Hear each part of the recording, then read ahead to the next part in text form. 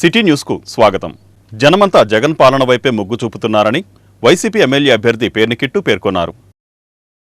జనమంతా జగనన్న పాలన వైపే మొగ్గు చూపుతున్నారని వైసీపీ ఎమ్మెల్యే అభ్యర్థి పేర్నికిట్టు పేర్కొన్నారు.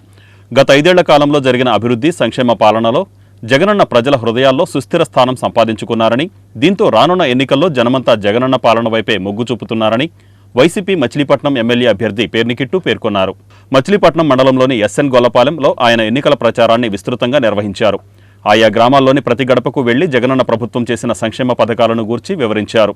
ఈ సందర్భంగా పేర్నికిట్టు మాట్లాడుతూ చంద్రబాబు నాయుడు ఒక్కడే జగనన్నను ఎదుర్కోలేక అక్రమ పొత్తులు పెట్టుకుని మోసపూరిత వాగ్దానాలతో మరోసారి ప్రజలను వంచన చేసేందుకు మళ్లీ ముందుకు వస్తున్నారన్నారు. చంద్రబాబును నమ్మి మోసపోకుండా రానున్న ఎన్నికల్లో వైసీపీని ఆశీర్వదించాలని ఆయన ప్రజలను కోరారు. జైహింద్ మాంటిస్సోరీ ఉన్నత పాఠశాల 44వ వార్షికోత్సవాన్ని ఘనంగా నిర్వహించారు. జైహింద్ మాంటిస్సోరీ ఉన్నత పాఠశాల 44వ వార్షికోత్సవం ఘనంగా నిర్వహించారు. పాఠశాల పాలకవర్గ అధ్యక్షుడు జి నారాయణరావు అధ్యక్షత వహించిన ఈ కార్యక్రమంలో ప్రొఫెసర్ దిట్టకవి వెంకటేశ్వరరావు ముఖ్య అతిథిగా పాల్గొన్నారు. ఈ సందర్భంగా ఆయన మాట్లాడుతూ విద్య ద్వారా విషయ అవగాహన పెంపొందించుకోవాలని విద్యార్థులకు సూచించారు. పాఠశాల స్థాయి నుంచి సబ్జెక్టు శ్రద్ధతో ఒత్తిడి లేని విద్యను అభ్యసించాలని అన్నారు. ప్రస్తుత పోటీ ప్రపంచంలో అవకాశాలను సకాలంలో అందిపుచ్చుకోవాలన్నారు. 2022-23 సంవత్సరంలో 10th క్లాసులో 560 మార్కులు సాధించి స్కూల్ టాపర్లుగా నిలిచిన ఫైజున్నిసా, జ్యోతి స్వరూప్, నజీమున్నిసాలకు పాఠశాల తరపున దిట్టకవి గుణసుందరి 1000 రూపాయల చొప్పున అందజేశారు. పాఠశాల పాలకవర్గ కార్యదర్శి అచ్యుతరావు, ఉపాధ్యాయులు, విద్యార్థులు పాల్గొన్నారు. తెలుగుదేశం పార్టీతోనే రాష్ట్ర అభివృద్ధి సాధ్యమని మాజీ మంత్రి టీడీపీ అభ్యర్థి కొల్లు రవీంద్ర పేర్కొన్నారు. మాజీ మంత్రి టీడీపీ అభ్యర్థి కొల్లు రవీంద్ర, జనసేన ఎంపీ అభ్యర్థి వల్లభనేని బాలశౌరి, జనసేన ఇన్ఛార్జి బండి రామకృష్ణ, బీజేపీ ఇన్ఛార్జి సోడిశెట్టి బాలాజీలు మచిలీపట్నం మండలం పెదయాదరలో ఎన్నికల ప్రచారం నిర్వహించారు. ఈ సందర్భంగా కొల్లు రవీంద్ర మాట్లాడుతూ ఉమ్మడి ప్రభుత్వం అధికారంలోకి రాగానే గ్రామీణ ప్రాంత సమస్యలు పరిష్కరిస్తామన్నారు. రాబోయే కాలంలో మచిలీపట్నం అన్ని విధాలుగా అభివృద్ధి చేసుకునేందుకు ప్రతి ఒక్కరూ కృషి చేద్దామని ఆయన పిలుపునిచ్చారు. జగన్ మాయమాటలకు ఒకసారి అవకాశం ఇచ్చినందుకే రాష్ట్రం సర్వనాశనమైందని, మచిలీపట్నం పూర్తిగా అభివృద్ధి నిరోధకంగా తయారైంది కాబట్టి మరోసారి ఏదైనా చిన్న తప్పు చేస్తే పిల్లల భవిష్యత్తు నాశనమవుతుందని స్పష్టం చేశారు. టీడీపీ సూపర్ 6 వల్ల చేకూరే ప్రయోజనాలు ఈ సందర్భంగా ప్రజలకు ఆయన వివరించారు. తొలుత పెదయాదరలో బాలశివుని ఆలయంలో పూజలు జరిపి టీడీపీ అధినేత చంద్రబాబు జన్మదినం పురస్కరించుకుని కేక్ కట్ చేసి స్వీట్లను పంపిణీ చేసి అంబేద్కర్ విగ్రహానికి పూలమాలలు వేసి నివాళులర్పించిన అనంతరం టీడీపీ, జనసేన, బీజేపీ నేతలు ఎన్నికల ప్రచారం నిర్వహించారు. అంబేద్కర్ గారి గురించి 2 మాటలు చెప్పాలంటే, ఈ ప్రపంచంలో ఒక మేధావి అనేటువంటి వ్యక్తి అంబేద్కర్ గారు. ఆయనకి మరొకరు సాటి లేరు అనేటువంటి విషయాన్ని సందర్భంగా మీకు మనం చెప్తా ఉన్నాను.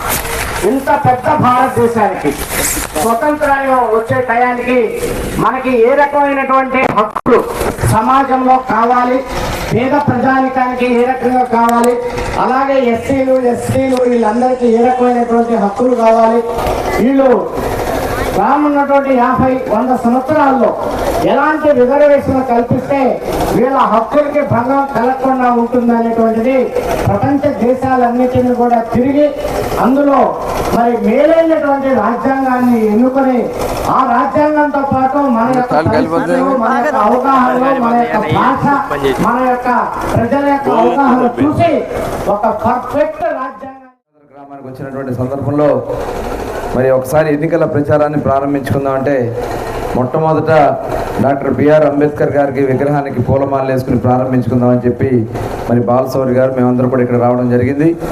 మరి వచ్చినటువంటి సందర్భంలో మరి ఇప్పుడే బాలశౌరి గారు విషయాలన్నీ కూడా చెప్పారు.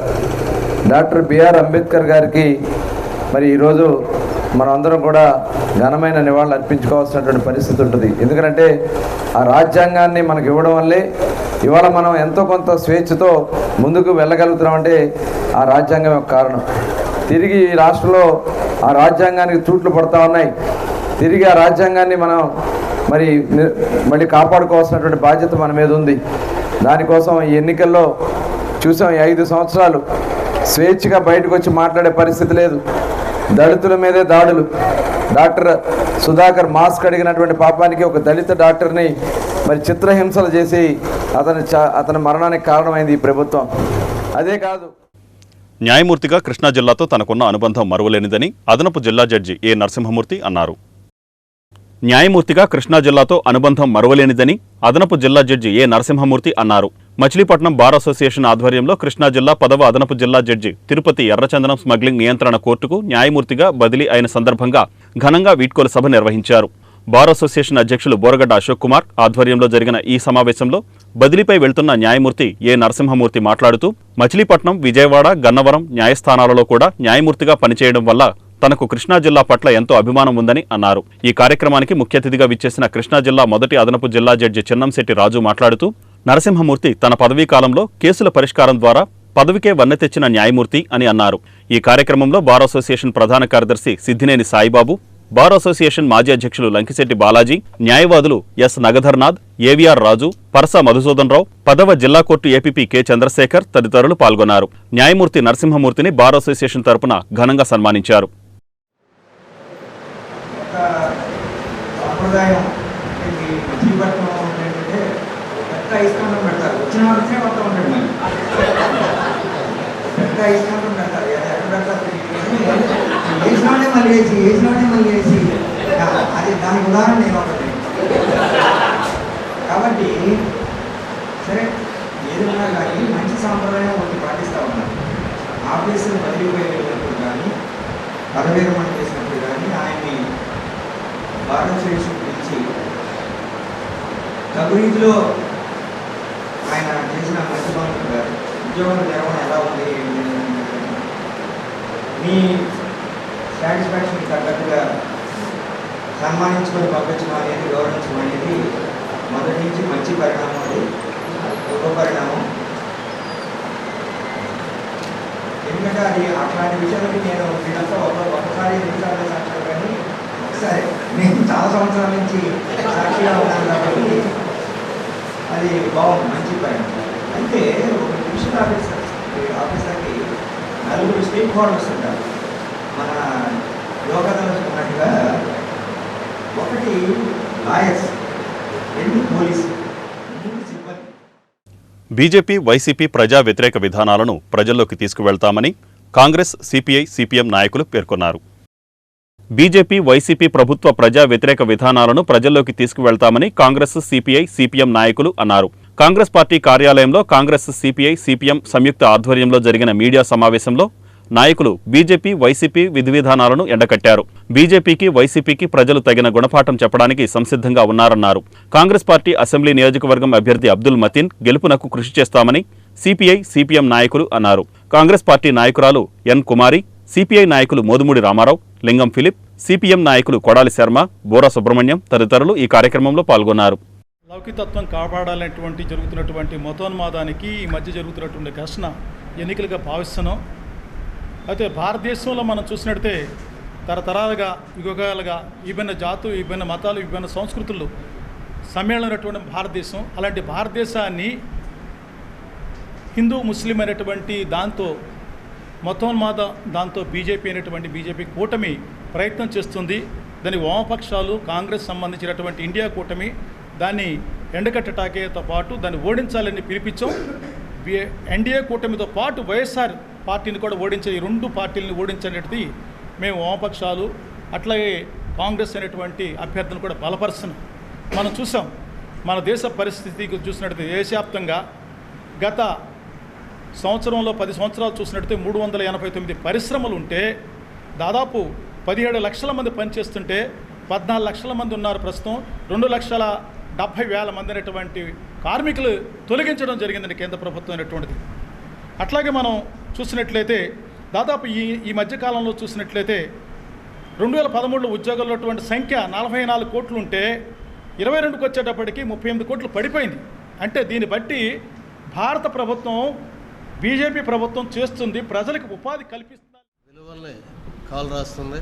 అదేవిధంగా మన అంబేద్కర్ గారు రచించినటువంటి రాజ్యాంగ నిర్మాణాన్ని తెలివదాకలిచ్చి దాన్ని మళ్ళీ కొత్తగా రాయాలనేటువంటి దీన్ని తీసుకొచ్చి భారతదేశంలో అనేక కులాలు, అనేక మతాలు, అనేక విభిన్నమైనటువంటి పద్ధతుల్లో ఉన్నటువంటి వాళ్ళు ఉన్నారు. వీళ్ళందరూ కూడా భారతదేశంలో స్వాతంత్రోద్యమంలో స్వాతంత్రం కోసం పోరాడినటువంటి వాళ్ళు. ఇవాళ బీజేపీ ప్రభుత్వం, మోడీ ప్రభుత్వం వచ్చిన తర్వాత ఈ 10 సంవత్సరాల కాలంలో ఈ మత సామరస్యాన్ని దెబ్బకొడుతూ ఈ హిందూ మతోన్మాదాన్ని రెచ్చగొడుతున్నటువంటి పరిస్థితి. మిగిలినటువంటి ఇవాళ ముస్లింలనే కాదు, క్రైస్తవుల్ని, అదేవిధంగా ఎస్సీలని, ఎస్టీలని, బీసీలని, మైనార్టీలని అందరినీ కూడా దెబ్బకొడుతున్నటువంటి పరిస్థితి. ఇటువంటి పరిస్థితి కూడా చారిత్రాత్మకమైనటువంటి నేపథ్యం కలిగి ఉన్నాయి. ఎందుకంటే గతంలో 70 సంవత్సరాలుగా జరిగినటువంటి ఎన్నికలు వేరు, ఈరోజు జరుగుతున్నటువంటి ఎన్నికలు వేరు. కారణం ఏమిటంటే దేశంలో ఉన్నటువంటి పరిస్థితులు, అధిక ధరలు, నిరుద్యోగం, ఉపాధి లేకుండా అనేకమైనటువంటి దేశం అనేక సమస్యలతో ఒక పక్కన కొట్టుమిట్టాడుతుంటే ఇంకో రకంగా మత సామరస్యం ఏ విధంగా కూడా కాపాడకుండా ఒక మతోన్మాద ప్రభుత్వం కేంద్రంలో ఒక రాక్షస పాలన, రాక్షస కిరీడకు తెరలేపింది.